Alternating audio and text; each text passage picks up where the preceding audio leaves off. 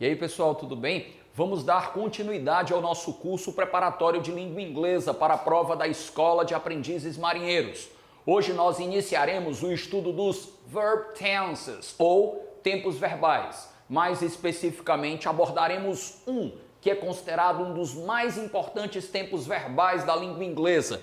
Ele é chamado de simple present, ou presente simples. Daqui para frente, sempre que você ouvir falar sobre esse tempo verbal, eu quero que imediatamente você o associe a uma palavra-chave. Essa palavra daqui para frente, ela vai ser a marca registrada desse tempo verbal. E qual é essa palavra-chave? Frequência. Sempre que você ouvir falar em presente simples, eu quero que imediatamente você o associe à ideia de frequência. Por quê, Daniel?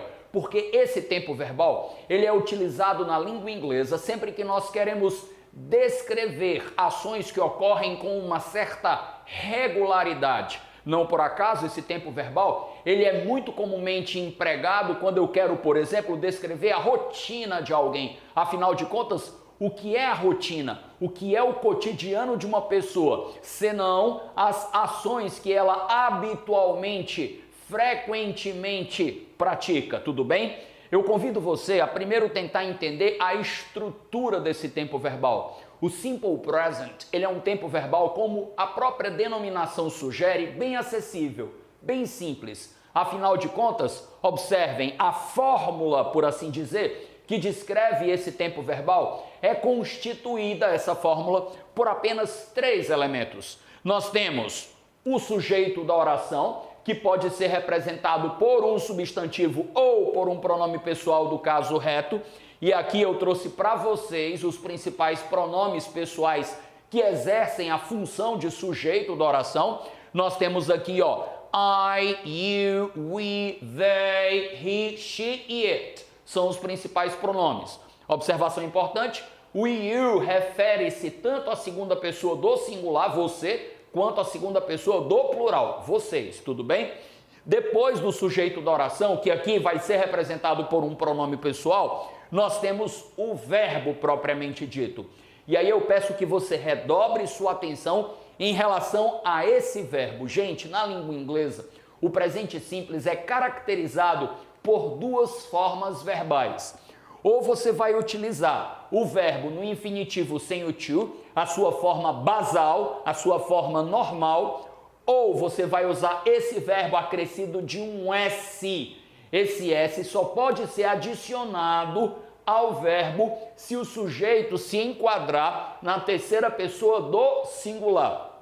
Dito de uma forma mais objetiva, sempre que o sujeito da oração for he, ele, she, ela, it, animal ou coisa, você será obrigado, não é facultativo, você não tem a opção de não fazer. Você será obrigado a acrescentar o S à estrutura original do verbo, de tal maneira que o verbo, por exemplo, escolhido para essa situação, o verbo trabalhar, ele fica ou na sua forma normal, se o sujeito não for terceira pessoa do singular, work, ou então ele recebe um S, caso você esteja conjugando esse verbo na terceira pessoa do singular. Então, vamos imaginar que eu queira fazer a conjugação completa do verbo trabalhar no presente simples da língua inglesa. Eu vou dizer I work, eu trabalho. You work, você trabalha. Quando eu chego na terceira pessoa do singular, olha o que acontece. He works, ele trabalha. She works, ela trabalha.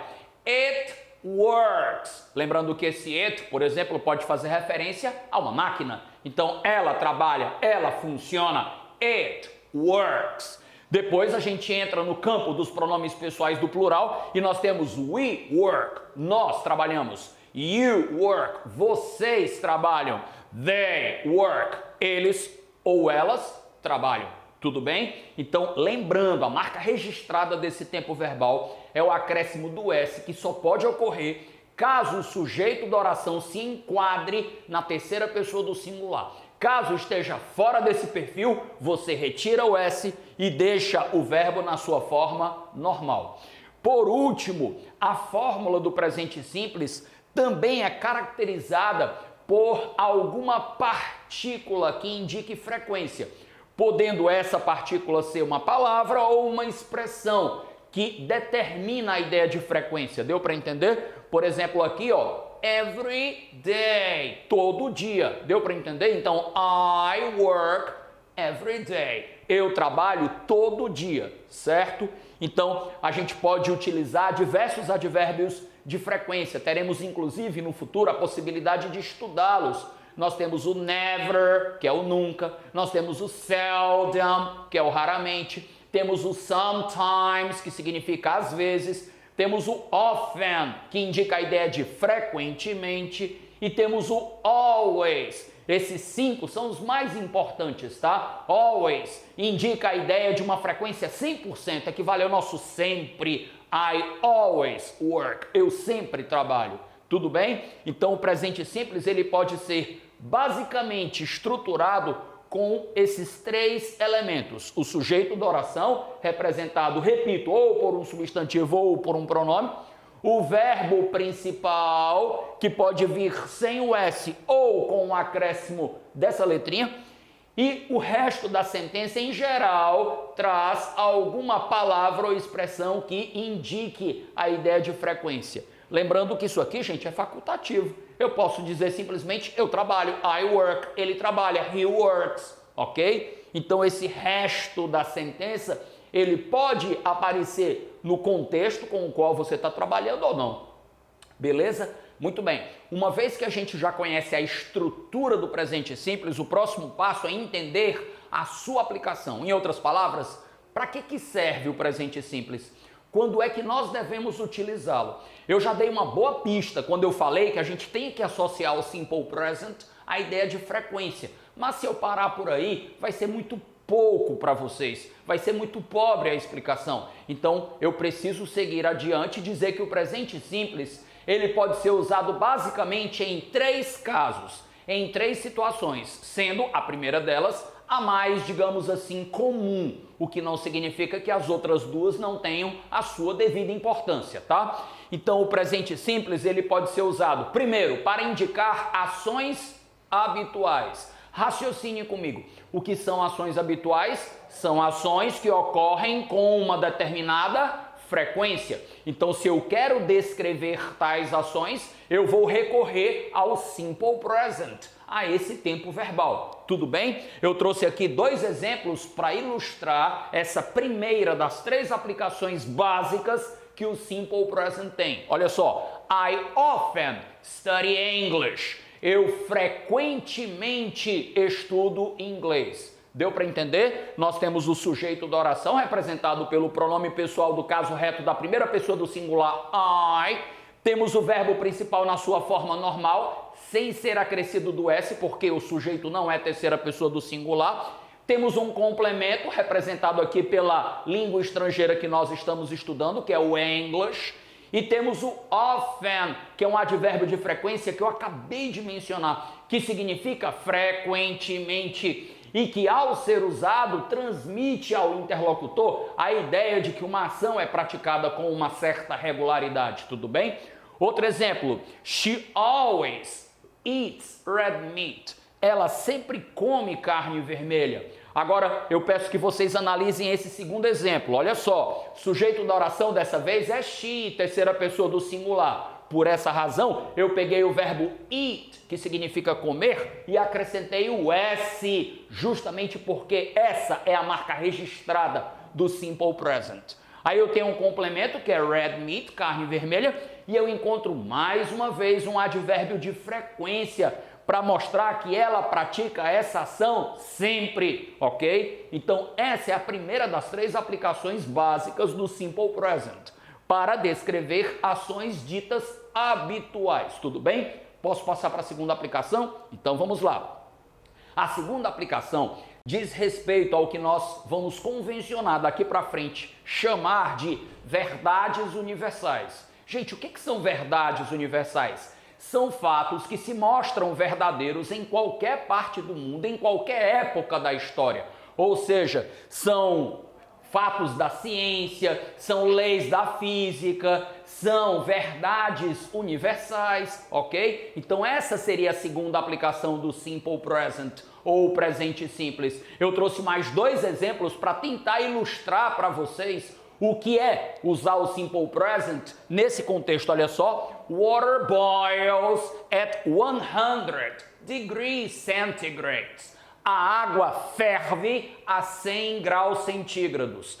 Vocês concordam que isso é uma, entre aspas, verdade universal? Ou seja, em qualquer parte do mundo, embora eu saiba que existem variações da pressão atmosférica que podem interferir no ponto de ebulição, em qualquer parte do mundo eu posso dizer que esse princípio da física ele é verdadeiro. Então eu posso chamar isso de um fato ou uma verdade universal. Detalhe importante, vocês viram que o verbo boil, que significa ferver, recebeu um S? Por que razão isso aconteceu? Porque o sujeito da oração é water. Lembram quando eu disse que às vezes o sujeito pode ser representado por um substantivo?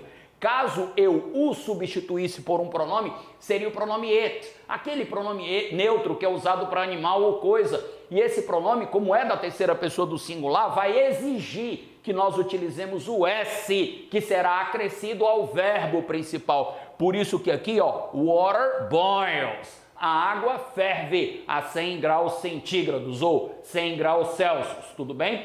Outro exemplo de verdade universal. Parallel lines never cross. Linhas paralelas nunca se cruzam. Existe um teorema que diz que elas se encontram no infinito, mas para todos os efeitos, elas nunca se encontram, elas nunca se cruzam.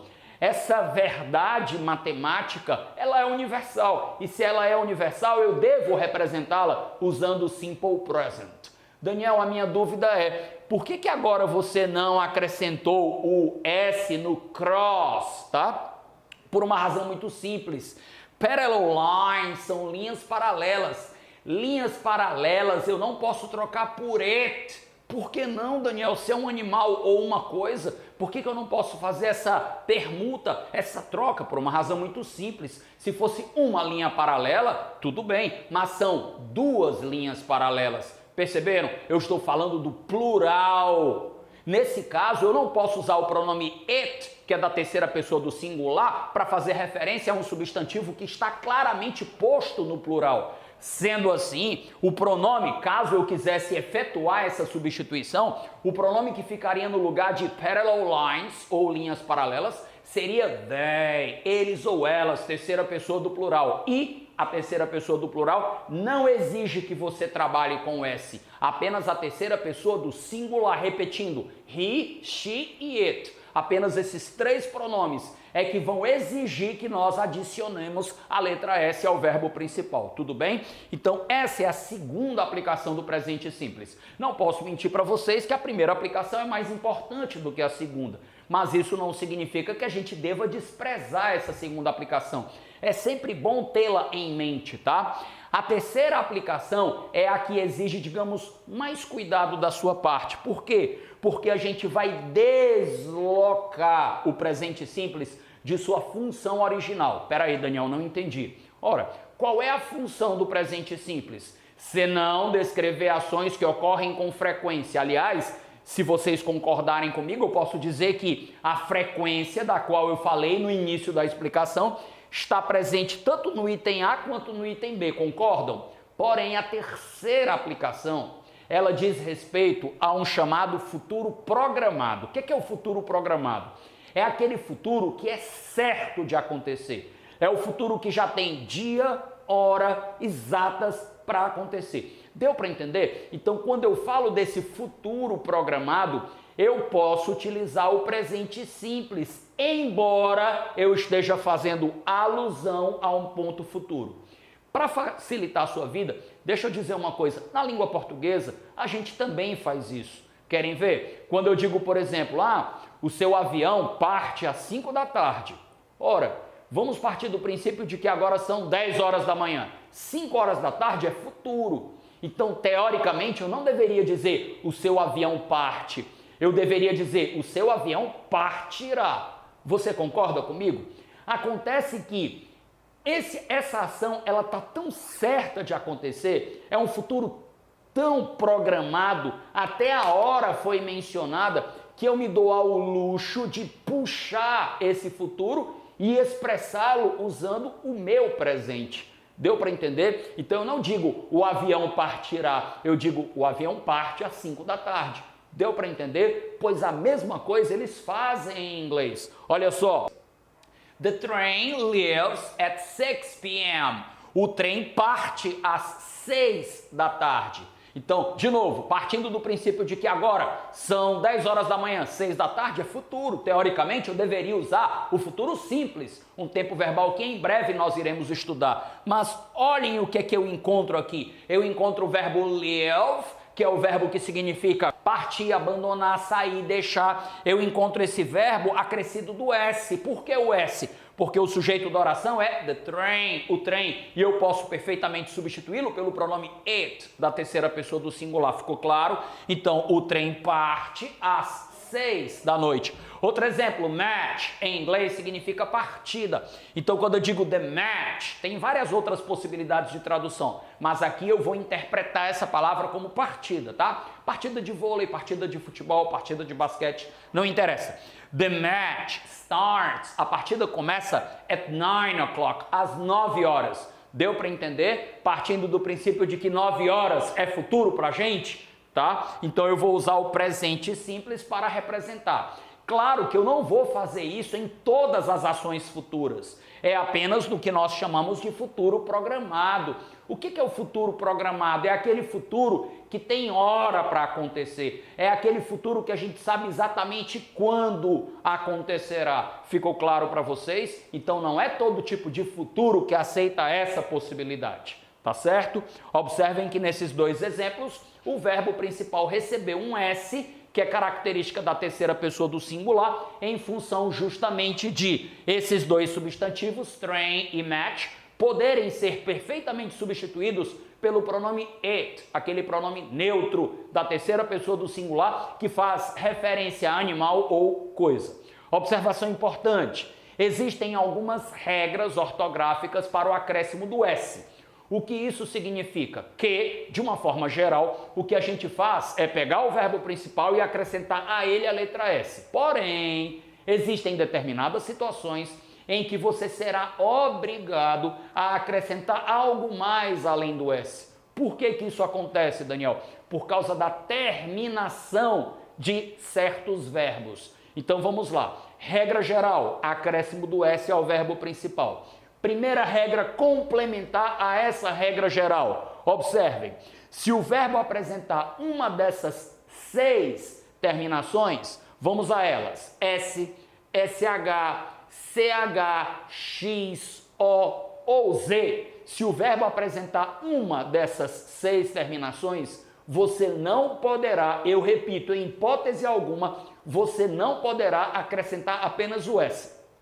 Você será obrigado, você será forçado a adicionar ES ao verbo principal. Eu trouxe um exemplo de cada para poder ilustrar como se comporta o ES com essas diferentes terminações. Então, verbo terminado em S, nós temos vários. Eu selecionei provavelmente um dos mais conhecidos, que é o verbo beijar em inglês, to kiss. Então, se eu for conjugar esse verbo, eu vou dizer I kiss, you kiss. Quando eu chegar na terceira pessoa do singular, ó, he kisses, she kisses. Perceberam? O fato de o verbo terminar em um S, no caso 2 S, não interessa, continua terminando em um S, eu sou obrigado a acrescentar ES ao final desse verbo, tá bom? Segunda terminação, se o verbo apresentar agora no seu finalzinho SH, por exemplo, o verbo lavar em inglês to wash. Se eu quiser dizer eu lavo, I wash. Você lava, you wash. Quando eu chego na terceira pessoa do singular, já sabe. He washes. She washes. It washes. Ok? Com ES no final. Mesma linha de raciocínio vale para o verbo terminado com CH. E aqui eu encontrei um verbo para trazer como exemplo, tá? Que é um dos verbos mais populares da língua inglesa. O verbo to teach, que é o verbo ensinar. Então, I teach. You teach. Quando eu chego na terceira pessoa do singular, já sabe. He teaches. She teaches. Com ES no final. Agora um exemplo de verbo terminado em X. Não são muitos, mas você tem o verbo, por exemplo, misturar, to mix. O verbo consertar, to fix. Esses verbos também exigem a utilização do ES no final. Então, eu conserto, I fix. Você conserta, you fix. Ele conserta, he fixes, ok? Mesmo raciocínio para o verbo to go, verbos terminados em O, ok? Então, I go, eu vou, you go, você vai, he goes, ele vai, she goes, ela vai, it goes. Se eu estiver fazendo referência, por exemplo, a um avião, it goes, ele vai, certo? To buzz, inclusive buzz é uma onomatopeia, tá? Olha o som da abelha sendo produzido, bzz, tá? Então, zumbido, zunido, ó. Então, I buzz, you buzz, he, she, it. Normalmente a gente usa it, por exemplo, uma abelha zune ou zumbi. Então, a bee buzzes, com ES no final, tudo bem? Então, essa é a primeira regrinha complementar, lembrem-se, é uma regra de apoio à regra geral, que é o acréscimo do S, tudo bem? Na maioria esmagadora dos casos, o que você vai fazer é tão somente agregar a letra S ao verbo principal. Porém, existem situações, e é isso que eu estou tentando demonstrar, em que você pode ter que acrescentar mais do que o S. No caso, especificamente dessa primeira regrinha de apoio, você vai acrescentar o ES, tudo bem? Para frente, segunda regrinha complementar. E se o verbo terminar em Y? Aí existem duas situações, e só uma dessas duas situações nos interessa. Esse Y pode ser precedido por uma vogal ou esse Y pode ser precedido por uma consoante.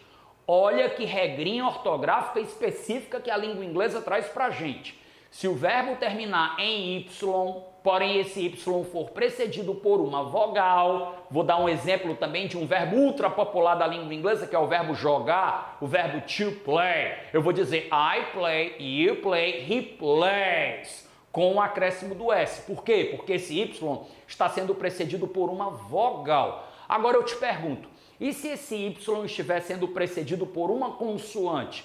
Com certeza você já viu isso acontecer. Nesse caso, especificamente, você vai retirar o Y, vai trocá-lo pelo I e somente então você vai acrescentar o ES. E aí eu vou pegar o exemplo do verbo study, mas existem vários, tá? O verbo to cry, que é o verbo chorar, o verbo to spy, que é o verbo espionar, o verbo to try, que é o verbo tentar, mas eu vou pegar o verbo to study, que é um dos verbos mais cobrados quando essa regra entra em cena numa questão de prova, tá? To study é um verbo que, observem, ele termina em Y e esse Y é imediatamente precedido por uma consoante. Nesse caso, aquela troca do Y pelo I será obrigatória. Então, olha como é que vai ficar a conjugação do verbo estudar em inglês. I study, eu estudo. You study, você estuda.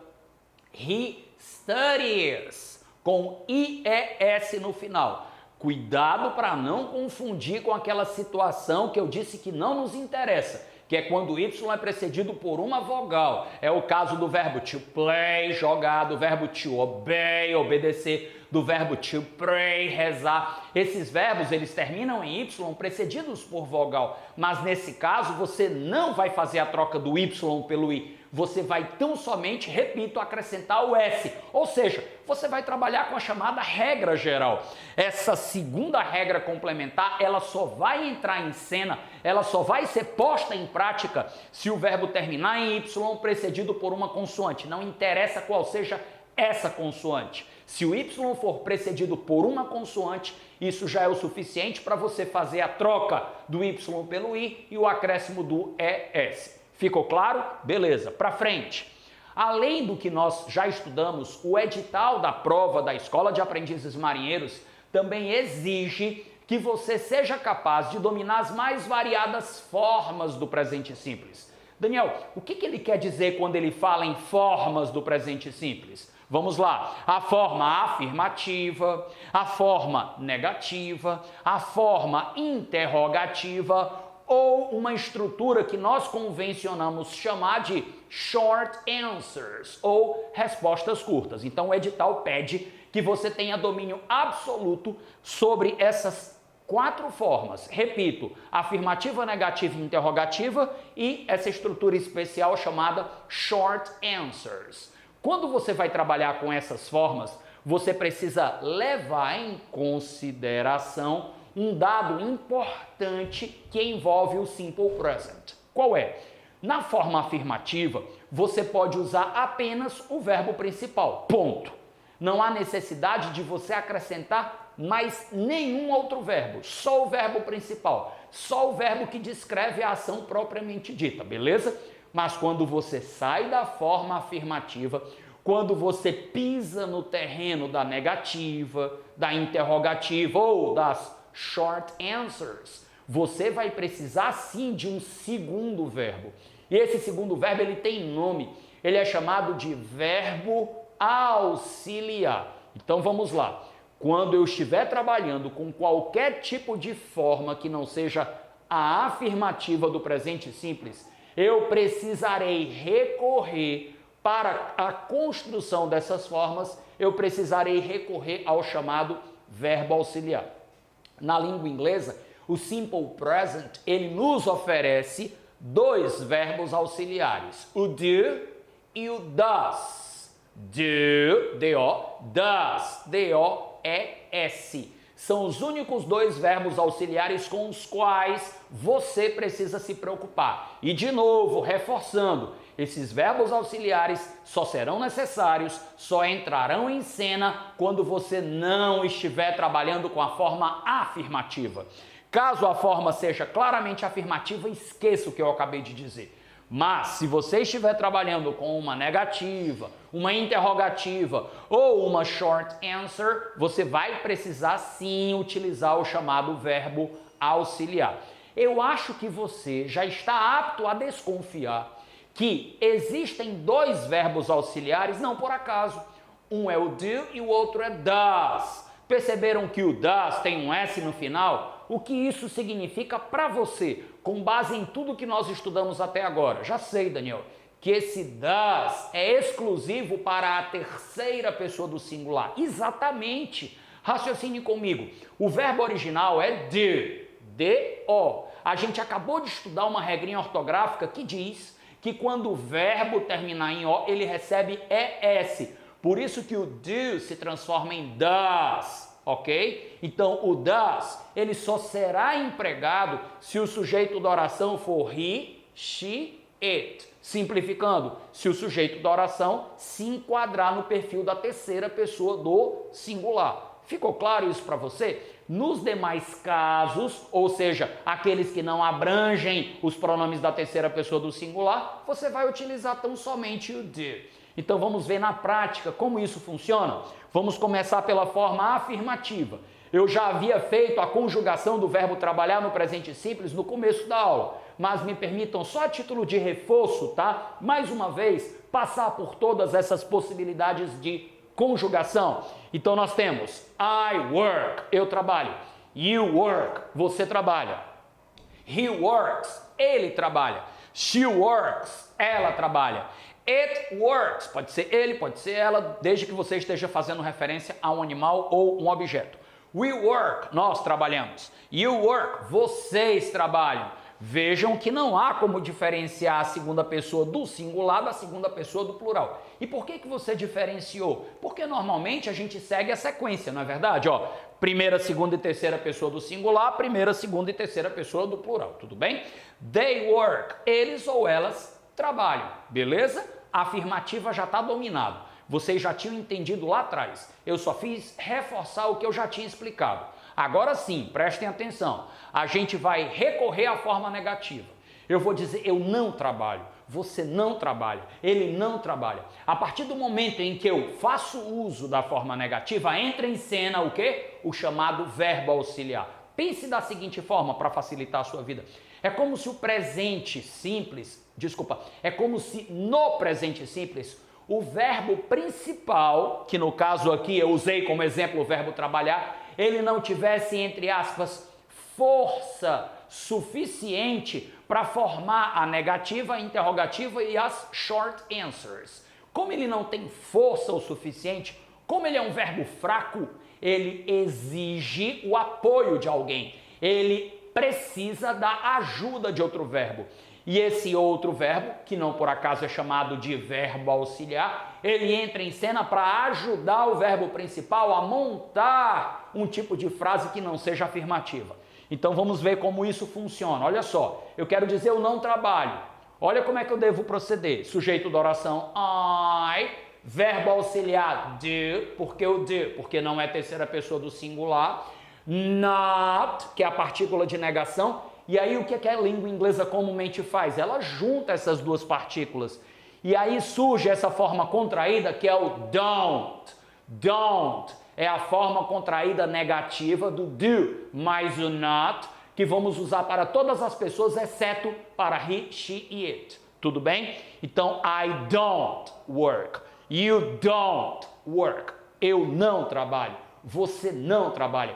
Quando você chega na terceira pessoa do singular, você não pode mais usar o do e o not. Você vai usar o does e o not. Lembrando, o does é aquele verbo auxiliar que tem um S. E sempre que o verbo tem S, lembre-se, isso está associado à terceira pessoa do singular.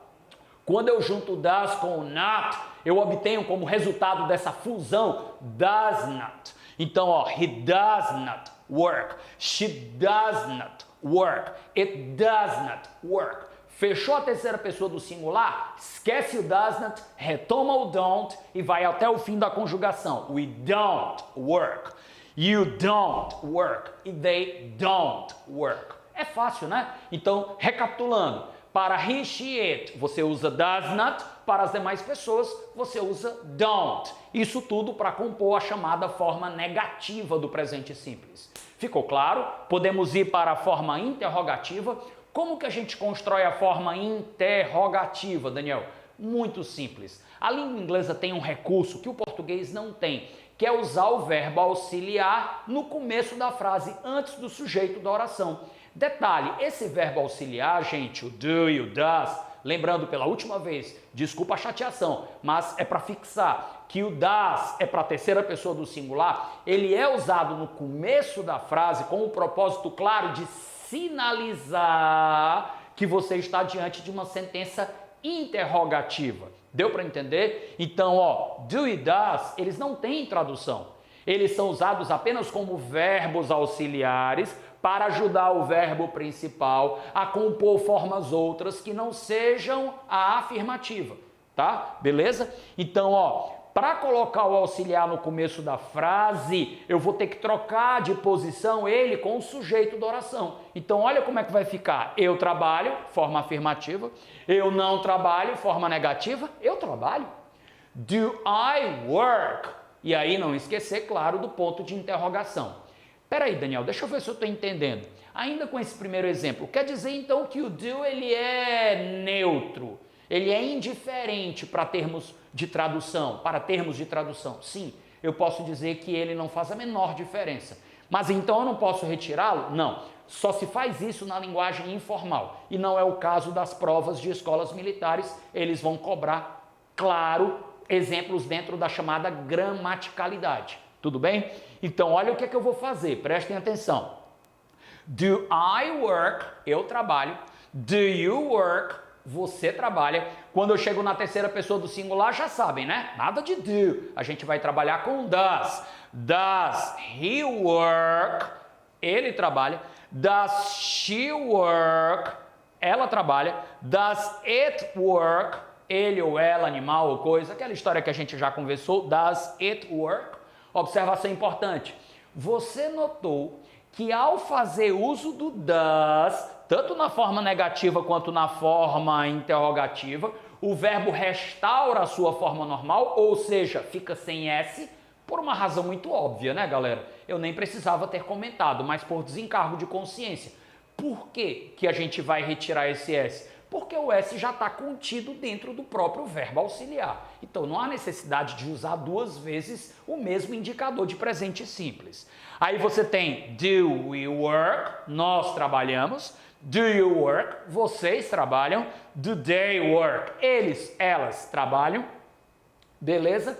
E aí eu vou pedir que você fique em mente com a forma interrogativa para você entender a quarta e última coluna dessa tabela, porque a gente vai falar sobre short answers, respostas curtas. Daniel, o que são respostas curtas? São respostas que começam com yes e no, mais o sujeito da oração, mais o verbo auxiliar. É uma maneira educada de você dar uma resposta que não alongue muito o que você quer dizer, porém, que não seja também falta de educação. Para a língua inglesa, é, digamos, falta de polidez você responder uma pergunta apenas com yes, no. Como a gente faz aqui, por exemplo, no Brasil, usando a língua portuguesa. Você mora aqui? Não. Certo? Então, em inglês, é mais educado você dizer não, eu não moro. Certo? Então, sim, eu moro. É uma maneira mais educada de você fornecer respostas ao seu interlocutor, tudo bem? Então, de novo, a short answer, ela é composta por 3 elementos. O yes ou no, um desses 2 advérbios, ou de afirmação ou de negação, mais o sujeito da oração, mais o verbo auxiliar. E aí eu peço que você fique atento principalmente para essas 2 primeiras linhas, porque parece que eu fiz uma inversão, mas essa inversão é proposital. Raciocínio. Vamos imaginar que eu chego para uma pessoa e pergunto, eu trabalho? Do I work? E aí a pessoa vai me dar uma resposta educada, usando uma short answer. Ou ela vai dizer, yes, you do. Sim, você trabalha. Ou então, no, you don't. Não, você não trabalha. Certo? Agora, se eu chego para a pessoa e pergunto, você trabalha? A pessoa vai me responder, yes, I do. Sim, eu trabalho. Ou então, no, I don't. Perceberam como estruturalmente as short answers são bem acessíveis? Vamos lá. Does he work? Ele trabalha? Aí você pode responder sim, ele trabalha. Então não, ele não trabalha. Yes, he does. No, he does not. Does she work? Yes, she does. No, she does not. Does it work? Yes, it does. No, it does not. Do we work? Nós trabalhamos. E aí vem a resposta dada pela pessoa sobre a gente, ó. Yes, you do. Sim, vocês trabalham. Ou então, no, you don't. Não, vocês não trabalham. Do you work? Agora eu vou perguntar, vocês trabalham? Eles vão responder em primeira pessoa do plural. Sim, nós trabalhamos. Yes, we do. No, we don't. E por último, do they work? Eles trabalham? A resposta, yes, they do. Sim, eles trabalham. No, they don't. Não, eles não trabalham. Pode parecer, a princípio, colocado dessa forma, um pouquinho trabalhoso lidar com as short answers. Mas depois que você pega o jeito, depois que você se acostuma, você vê que é uma estrutura muito, muito fácil de ser montada, tudo bem? Beleza, agora chegou a hora de colocar em prática o que nós estudamos sobre a parte teórica, tá? Vamos lá, olha essa questão da EA de 2011. The underlined verbs are in the. Os verbos sublinhados estão no. E aí uma rápida olhada para as alternativas, já nos permite perceber que nós estamos trabalhando com uma questão que envolve a classificação de um tempo verbal. Nós temos 4 opções: simple past, passado simples; B, past perfect, passado perfeito; C, simple present, presente simples; D, present perfect, presente perfeito. É óbvio que a essa altura do campeonato, tendo estudado apenas um tempo verbal, você já sabe que a resposta correta é a letra C. Mas é óbvio também que eu não vou deixar vocês se contentarem apenas com essa informação. Como é que a gente responde uma questão como essa? Olha como é fácil. Ele sublinhou 2 verbos e pediu total atenção a esses 2 verbos. Quando a gente olha para o fragmento textual, a gente detecta a presença do verbo want, acrescido de um S, e do verbo attract, também acrescido de um S. O verbo want, o primeiro dos 2, significa querer, desejar, com um S no final, terceira pessoa do singular. E o verbo attract é um verbo cognato, ou seja, se assemelha com a língua portuguesa. É o verbo atrair e também tem um S no final. Aí, gente, eu pergunto a vocês o seguinte: qual é o tempo verbal que tem como marca registrada o acréscimo do S ao verbo principal na terceira pessoa do singular? É óbvio que só tem um tempo verbal que se comporta dessa maneira. E esse tempo verbal é o presente simples. Por isso que a resposta correta não pode ser o item A, não pode ser a letra B, não pode ser a letra D, só pode ser C de casa. Simple present. O tempo verbal, repito, pela enésima vez, que é caracterizado pelo acréscimo do S ao verbo na terceira pessoa do singular. Segunda questão, a forma verbal correta, the correct verb form to fill in the blank is. A forma verbal correta para preencher a lacuna é. E aí você tem um fragmento textual, aqui já está um pouquinho mais complexo, ele não sublinhou nada, ele pediu para a gente preencher uma lacuna. E aí quando eu dou uma lida rápida, daqui a pouco eu volto e vou ler detalhadamente para vocês. Mas quando a gente dá uma lida rápida, a gente percebe no final do fragmento a expressão each week, que traduzindo livremente seria toda semana, cada semana. Peraí, cada semana, toda semana é indicador de que tempo verbal? Do presente simples, concordam? Porque each week é uma expressão que designa frequência, uma ação que ocorre regularmente, ou seja, ocorre a cada semana. Então eu já fico propenso a procurar nas alternativas formas verbais que sejam indicadoras do presente simples. Bom, se você concordou com a minha linha de raciocínio, você já está apto, como eu estou, a eliminar os itens C de casa, pass it, porque o acréscimo do ED a gente vai ver posteriormente é indicativo de passado, e o will pass, porque esse verbo will é um verbo auxiliar formador do futuro simples. Então eu elimino essas duas alternativas. Beleza, descartei metade das opções, mas não consegui responder ainda a questão. Por quê? Notem que sobraram duas formas verbais, o pass e o passes. Isso mostra claramente que nós estamos no caminho certo, trabalhando com o simple present, com o presente simples. Quando que eu vou usar o pass? Quando que eu devo empregar o passes? Ora, o passes com ES no final, lembram da regrinha ortográfica? Verbos terminados em S, SH, CH, X, O e Z, a gente acrescenta ES. Isso só vai acontecer quando? Quando? Na terceira pessoa do singular.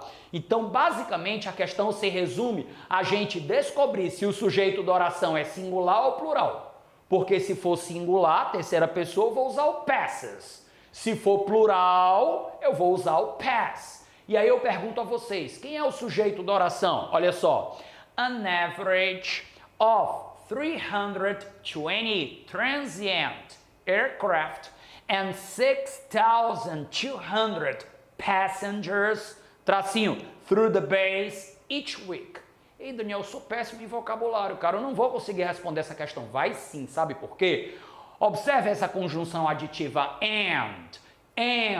Isso você sabe perfeitamente. Equivale ao nosso i. É uma conjunção coordenada que transmite a ideia de soma, acréscimo, adição. Isso é o suficiente para você entender que ele está juntando aeronaves com passageiros. Ou seja, o sujeito é composto. E se o sujeito é composto, eu preciso usar o verbo no plural. Se eu preciso usar o verbo no plural, eu vou eliminar a letra B, lembrando que é só para a terceira pessoa do singular, e vou assinalar como resposta correta item A.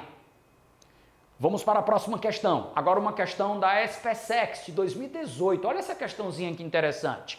Which one of these verbs conveys a verb tense that is different from the others? Qual desses verbos abaixo traz um tempo verbal que é diferente dos outros? E aí eu pergunto a vocês, uma rápida análise nessas alternativas nos faz perceber que 4 dos 5 verbos, 4 estão no presente simples. Em outras palavras, eu tenho que descobrir apenas qual é o verbo que está destoando dos demais, ou seja, aquele que não está se comportando da mesma forma que os outros. Então vamos lá, me chama a atenção o fato de, desses 4 verbos que eu destaquei agora há pouco, 3 terminarem com S. Então nós temos aqui, ó, o verbo says, que é a terceira pessoa do singular do verbo say, que é o verbo dizer. Nós temos o runs, que é a terceira pessoa do singular do verbo correr, run. E needs, que é a terceira pessoa do singular do verbo precisar. Então eu já posso afirmar categoricamente que esses 3 verbos, eles estão sim no presente simples. Beleza, já descartamos 3 das 5 opções, nada mal, mais da metade. Porém, ainda sobraram 2 alternativas. E aí eu fico em dúvida se a resposta correta é a letra B de bola, made, ou se é C de casa, think. E aí eu pergunto a vocês, Qual é a outra forma verbal que o presente simples pode assumir? Você lembra? O presente simples também pode ser caracterizado pela ausência do S. Ou o verbo fica na forma normalzinha dele, ou o verbo vem acrescido do S. Então você concorda que nesse caso o think também se enquadra no perfil descrito do simple present? Então eu não vou marcar a letra A, não posso marcar a letra C, não posso marcar a letra D, não posso marcar a letra E. Por quê? Porque essas 4 alternativas que eu acabei de mencionar, elas estão todas no presente simples. Shall, made, pertence a um tempo verbal ainda não estudado, que é o simple past. É o passado simples irregular do verbo fazer, o verbo to make. Tudo bem? Vamos para a 4ª questão. Olha que questão interessante essa da F1. Essa realmente coloca o candidato para pensar muito. Por favor, analise comigo. In the sentence, everyone lies, the present tense is being used to express a fact that will never change in time. Vamos traduzir essa primeira parte? Na sentença everyone lies, essa que está entre aspas, que significa todo mundo mente, o tempo presente está sendo usado para expressar um fato, olha que interessante, que nunca mudará no tempo. Você consegue associar essa afirmação feita no comando da questão a uma das coisas que nós estudamos em relação às aplicações do presente simples? Espera aí, Daniel, deixa eu ver se eu lembro. Ah, lembrei. Você pode dizer então que essa primeira parte, o everyone lies, se refere a uma verdade universal. Isso, verdade universal, a segunda das 3 aplicações que nós estudamos para o presente simples. Aí olha o que ele vai pedir na sequência da questão. In which of the options below is the present tense being used to express a similar idea? Em qual das opções abaixo o presente está sendo usado para expressar uma ideia similar, uma ideia semelhante? Então, vamos ver se eu entendi o enunciado da questão. Ele deu um exemplo, pediu para a gente entender que aquele exemplo expressava um fato universal, uma verdade universal, e depois ele pediu para a gente encontrar em um conjunto de 5 alternativas qual delas traz também uma verdade universal. Facilitou muito a nossa vida, não é verdade? A compreensão do comando da questão. Então vamos lá. Item A. They often go to school by subway. A primeira pergunta que eu faço a vocês é: essa oração está no presente simples? Sua resposta deve ser afirmativa. Sim, Daniel. Essa oração está sim no presente simples. A segunda pergunta: eu posso dizer que a ação contida nela é uma verdade universal? Sua resposta agora deve ser negativa. Não, Daniel. Não é uma verdade universal. É algo particular. Eles frequentemente vão, vejam que eu usei o verbo na sua forma normal, sem o S, para a escola de metrô. Subway significa metrô. Eu pergunto a vocês, não é uma situação particular? É uma situação particular, aplicável, por exemplo, a um grupo de garotos, mas não é uma verdade universal. Então, eu elimino o item A. Aí eu vou para a letra B. Water freezes at 0 degrees centigrades ou Celsius. Eu pergunto a vocês, a água congela a 0 graus Celsius. Eu pergunto, isso é ou não é uma verdade universal? Aliás, parece, inclusive, com o exemplo que a gente usou na parte teórica. A diferença é que ao invés de falar do ponto de congelamento, eu estava falando do ponto de ebulição, mas a linha de raciocínio é a mesma, é uma verdade universal. Já estou desconfiado que é a letra B de bola, mas calma que ainda tem 3 alternativas para a gente analisar. My plane leaves at 5 p.m. tomorrow. Meu avião parte às 5 horas da tarde de amanhã.